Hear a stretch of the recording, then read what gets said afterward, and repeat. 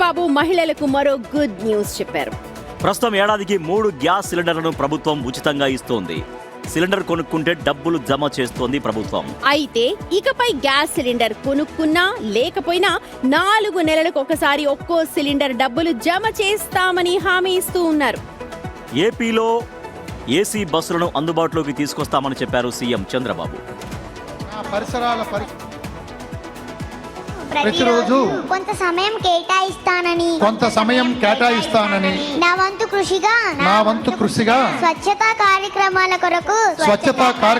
కొరకు శ్రమదానం చేసి పరిశుభ్ర ఆంధ్రప్రదేశ్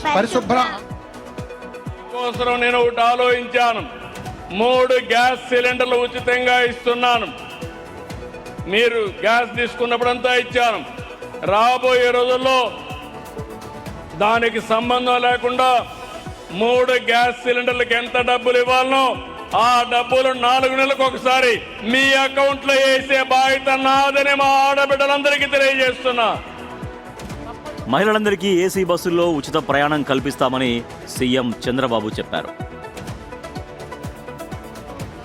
తొందరలోనే ఇది కూడా ఆలోచిస్తున్నాను. రాష్ట్రం మొత్తం గ్రామాల్లో కూడా ఏసీ బస్సులే వస్తాయి. పబ్లిక్ ట్రాన్స్పోర్ట్ మాత్రం పేదవాళ్ళందరూ ఎయిర్ కండిషన్ బస్సుల్లో తిరిగే రోజు తొందరలో వస్తుంది. అంటే దేనికోసం అంటే మీరు ఏసీ బస్సుల్లో తిరిగితే టైర్డ్ గారు, లేకపోతే ఆ గాలి ఎండ దుమ్ముతో మీరు పోయి వచ్చే లోపల టైర్డ్ అయిపోయే పరిస్థితికి వస్తారు.